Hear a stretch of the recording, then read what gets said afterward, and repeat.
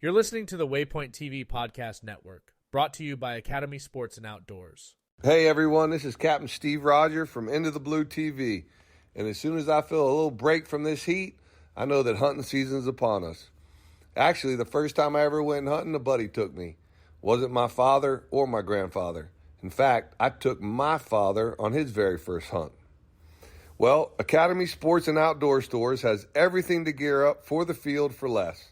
Plus, you can shop a wide selection of ammo, shotguns, deer corn, rifle, feeder, game cameras, camo, and more from the brands you trust. Text HUNT24 to 22369 to take $20 off a $100 purchase when you shop hunting supplies at academy.com. Need a hunting license?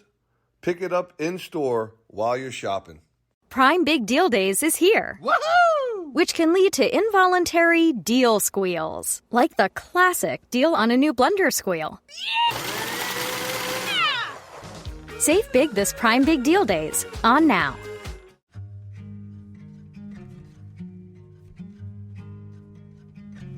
All right, y'all, we're trying something new. This podcast series is focused on the experiences and motivations of adult-onset hunters, anglers, and foragers in the field and in the kitchen. Now, if that's you, come on in. Welcome. We're glad you're here.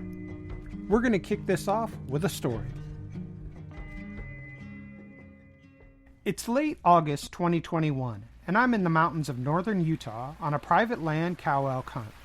The last couple of days have been hot, but now I'm sitting on a little knob under an old pine tree with low branches, trying to make myself small against the trunk and wait out a downpour that is blown in behind chilly winds. A guide sits next to me, dozing off and seemingly unaware of the weather. The surrounding meadow and the L-shaped hillside some 300 yards away have disappeared behind a veil of hard rain.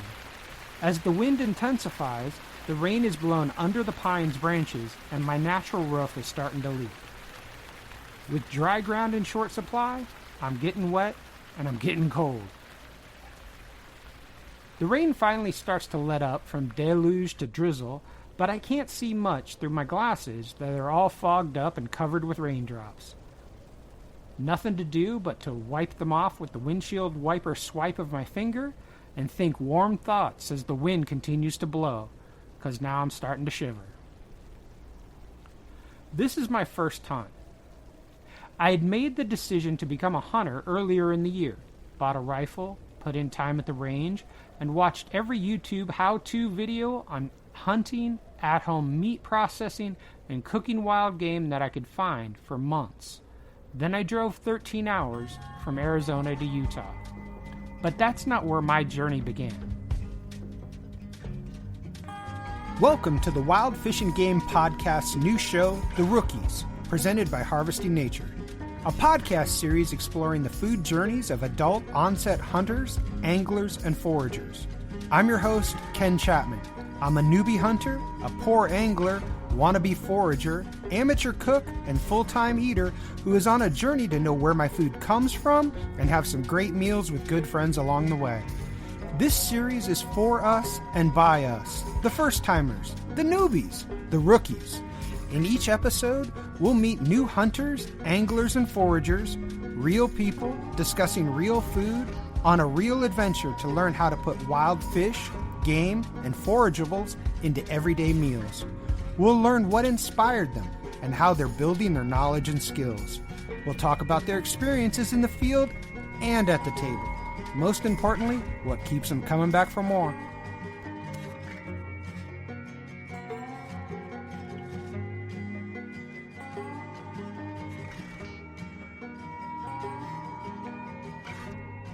Since this is our first episode, we're starting out with all the get-to-know-yous and telling stories of, well, yours truly. I was raised in an agricultural town in Arizona that has long since been swallowed up by the concrete expansion of the Phoenix metro area and turned into endless rows of cookie-cutter houses. Most of my youth was spent doing farm chores on my grandparents' small subsistence farm and trout fishing in Arizona's White Mountains during the summer. But like my hometown, that lifestyle changed dramatically as I grew older. First, it was the grocery stores that replaced the family garden and livestock. Then it was the fast food joints that became the primary source of breakfast, lunch, and dinner. No more fishing either. My physical and emotional health became the product of a lifestyle based on high-stress jobs, junk food, and too much booze. Over the decades, what began as a weight problem and drinking a little too much on the weekends became something different entirely. By 2014, I weighed over 600 pounds, needed to drink every night just to get to sleep, and was dealing with the high blood pressure that would stroke out a small horse. But it was the depression that was killing me faster than anything else. That's when a friend saved my life and rescued me at my lowest. Among a number of wisdoms they gave me was one that will always stay with me. You never know how many chances you have left to save your own life, to choose a different path for yourself. The turnaround in my mental and physical health wasn't full of quantum leaps of progress that you see in commercials or social media. The first step, don't eat food from any place with a drive-through window. Now, I'd still overeat everything else and drink too much, but skipping Mickey D's and the other fast food chains became a line in the sand, a line that I haven't crossed in over 10 years.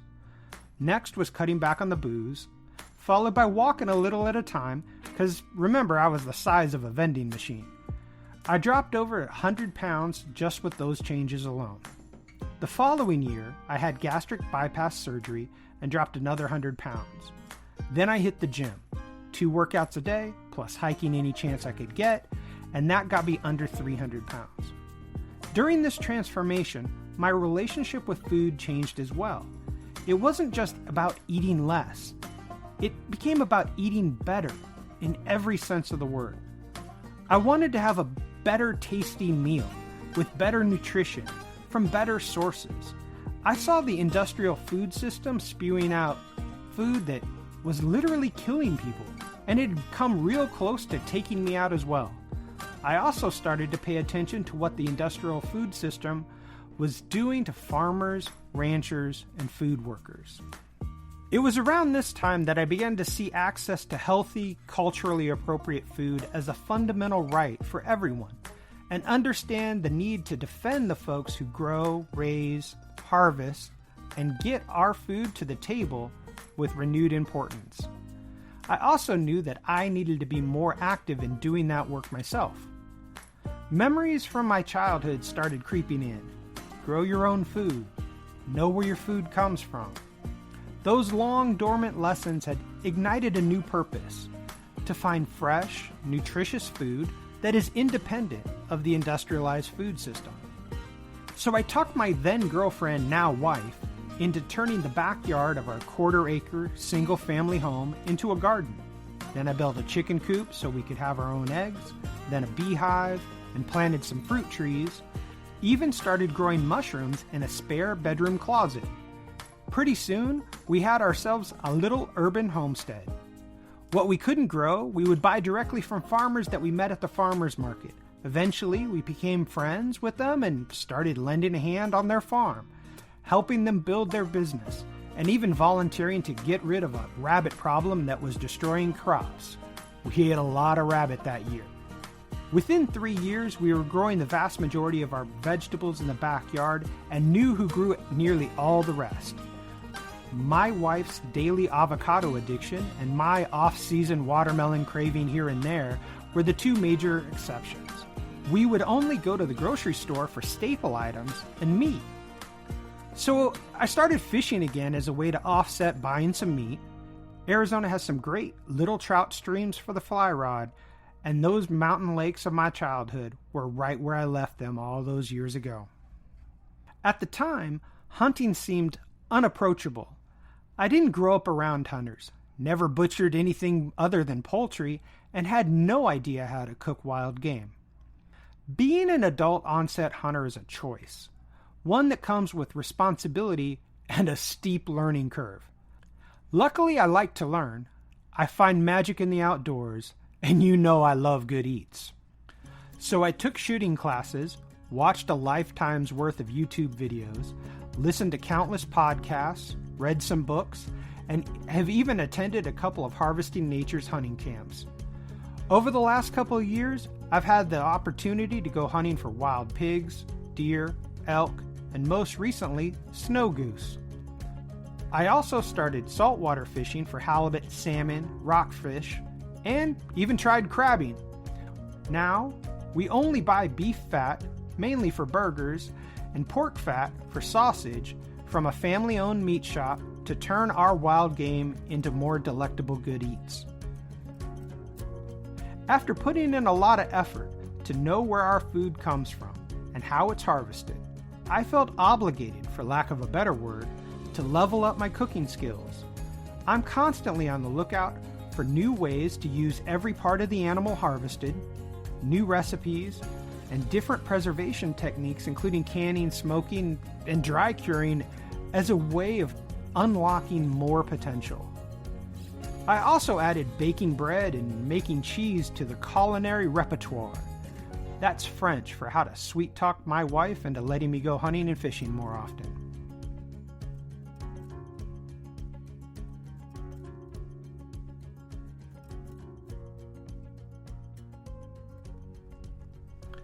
Somewhere in the midst of all that, I discovered something.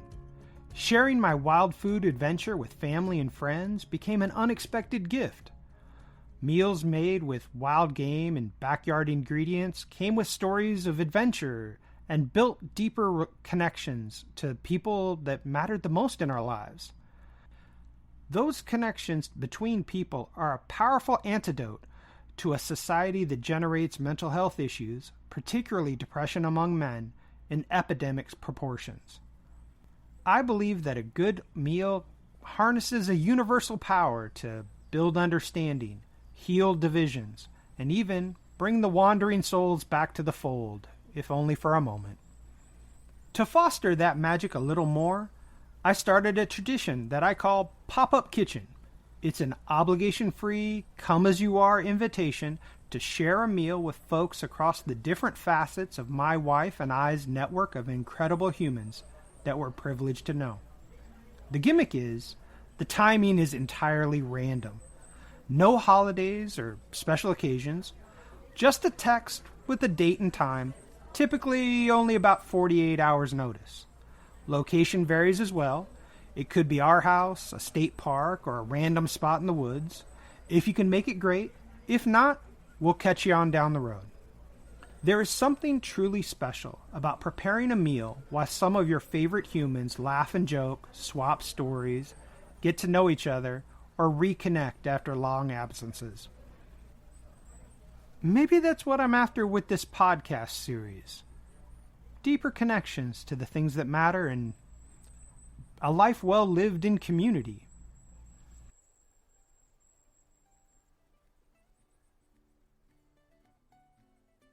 Now, my wife is the brains of the outfit. She clocked my interest in becoming a hunter before I did, or at least was willing to admit out loud. She would tease me about watching episodes of Meat Eater, but then give her endless lists of reasons why I wouldn't try hunting. Don't know how, don't have time, don't have money, etc., etc., etc. I was full of excuses. Some were valid, but many just covered up for the fact that I didn't know if I was a hunter. I would watch a Meat Eater episode and dream of the big adventure followed by the tasty meal. But the Steve Ranellas of the world grew up hunting. They lived it as a practice and as a cultural identity. So they were the hunters, and I was, well, not. Not just because I didn't have the experience, but because I didn't have the shared sense of community with hunters. But once I started taking my wife's advice, something that she would note I should do more of, I began to realize that I could gain the experience, but more importantly, grow into a community that was right for me. There is no one-size-fits-all journey to harvesting wild fish, game, or forageables.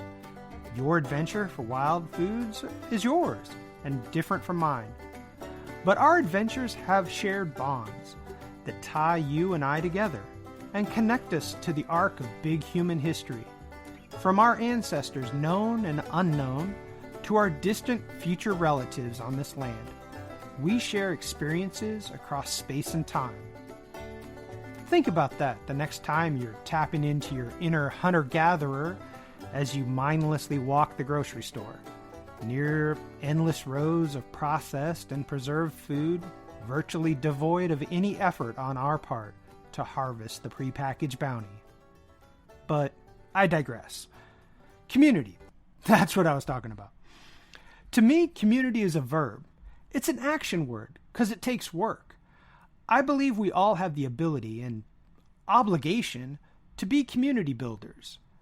When it comes to hunting, angling, foraging, or heck, just being outdoors, there are lots of different local, regional, national, and digital formations that provide rookies with a sense of belonging, a place to learn, and be supported by folks with a little more experience.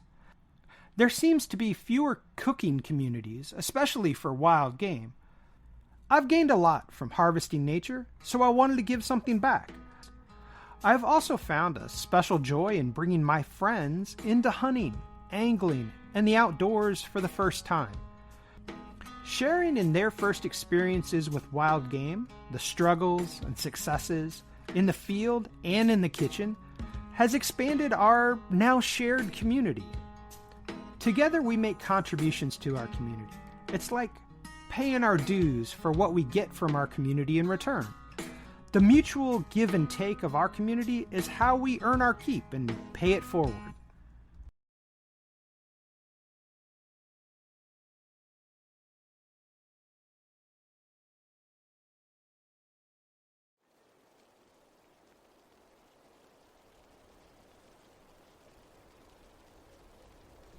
Back to that little knob under a pine tree in Utah on my first hunt. The rain and wind is starting to do a number on me. I'm shivering, mentally going through the list of things that I wish I had, like rain gear, extra layers, and some gloves. That's when a quick series of events started that, to be honest, I would have missed had it not been for the guide who was now awake and laser focused on a cream-colored fuzzy butt of a cow elk on the opposite hillside. He says, "There's an elk," with a tone that says, "Duh," right there. Now, I had decided to do a private land hunt as my first hunt so that I could learn from hunters, real hunters, and see how it's done.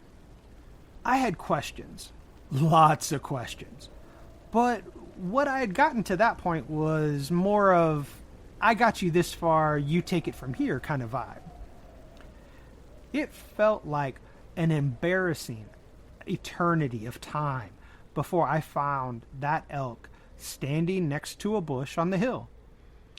She had been bedded down waiting out the worst of the storm and hidden from us, but when the rain let up, she stood up and was standing broadside grabbing a snack.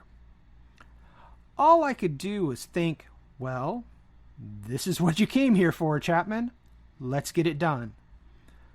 With that, I slide into a crouched shooting position using my backpack on an old log. I'm going through the process that I had been taught and done hundreds of times at the range. First, find the distance, 300 yards, at a slight up angle. Glance at the cheat sheet taped to my rifle and dial in the elevation turret on the scope. Steady the rifle on the backpack, get in position behind the rifle, maximize bone support, relax my muscles, check the natural point of aim.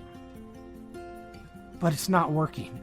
I'm wobbling and muscling the rifle around, the raindrops on my glasses are giving me fits, and I'm having trouble seeing through the scope.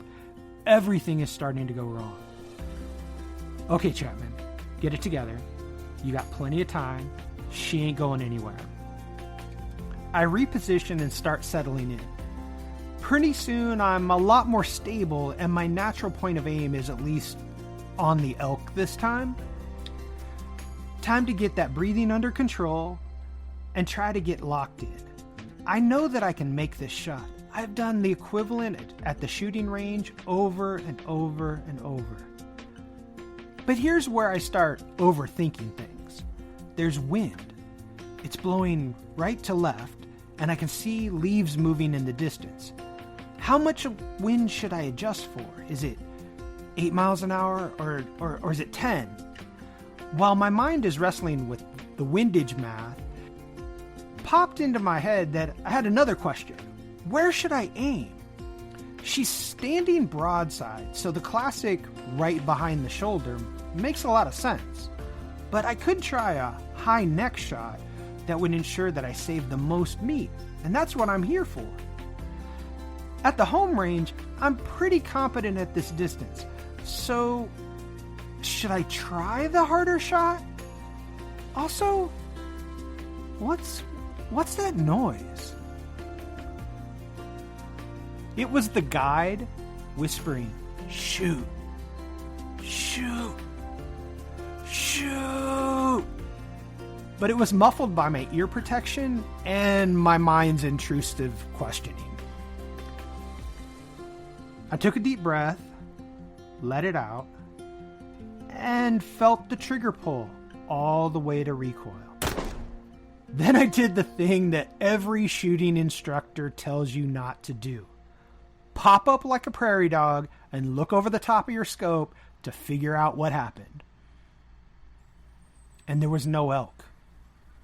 There was nothing from the guide.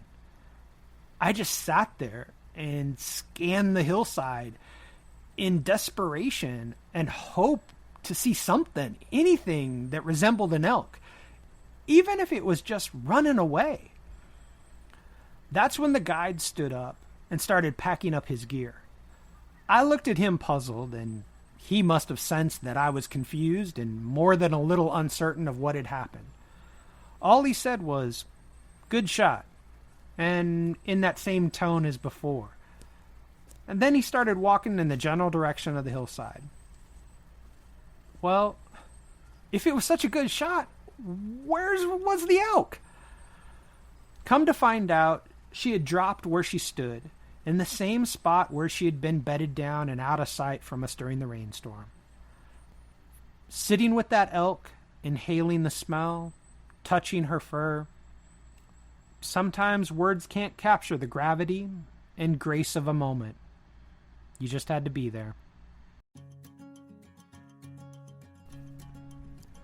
Back at home, I made the most out of every part of that elk. Steaks and roasts were regulars on the menu. But what if you've got an elk liver the size of the Yellow Pages? Well, you make pate by the pound. How about cured and smoked elk ham? Yes, please. Elk tongue became corned elk hash. There were also brats and breakfast sausage, and elk burger that would outshine beef every day of the week. Between normal meals with my wife, sharing meat with family and friends, and my pop-up kitchen meals, my first elk was gone in under 4 months.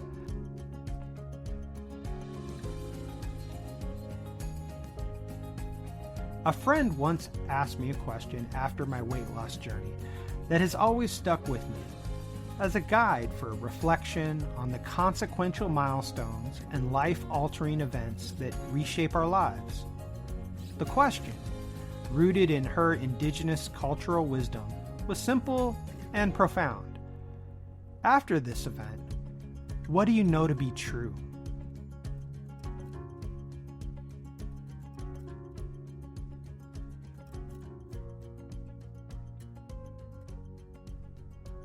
Now, before the internet gets in an uproar, these are my truths. You go get your own. And then we'll sit around a campfire someday and compare notes. Maybe swap some lies, too. After my first hunt, here's what I know to be true. First, dare to be bad at something for a while. Like, really suck. 'Cause every new skill and every bit of hard-earned wisdom is on the other side of sustained failure. As the preeminent philosopher, Jay-Z, would remind us, A loss isn't a loss, it's a lesson.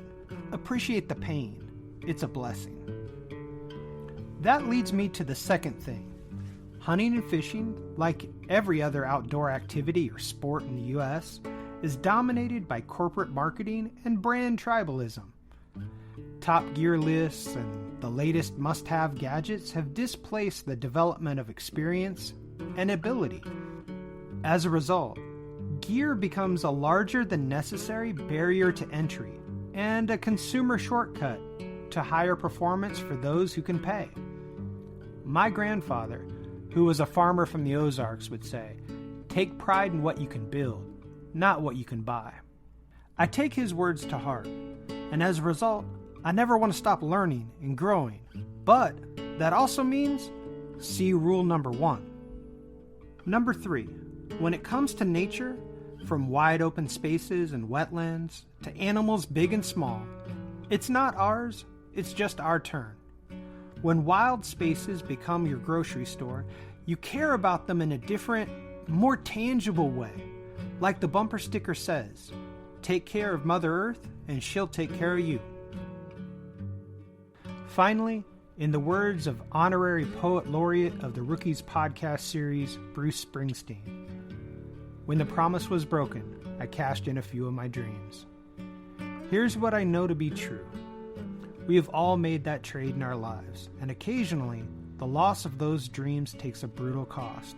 And like the boss said, something in your heart grows cold.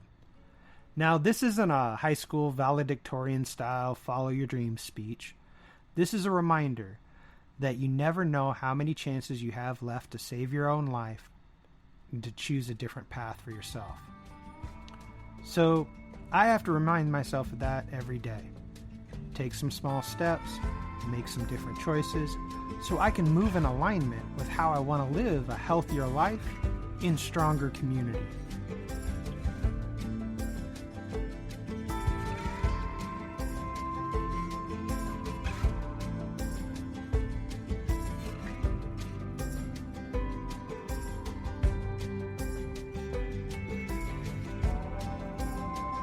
To all the wild fish and game newbies out in podcast land, I hope that the Rookies becomes a part of your hunting, angling, foraging, and cooking community. And to those who have yet to take the plunge, jump on in. The water's fine, and we're learning together.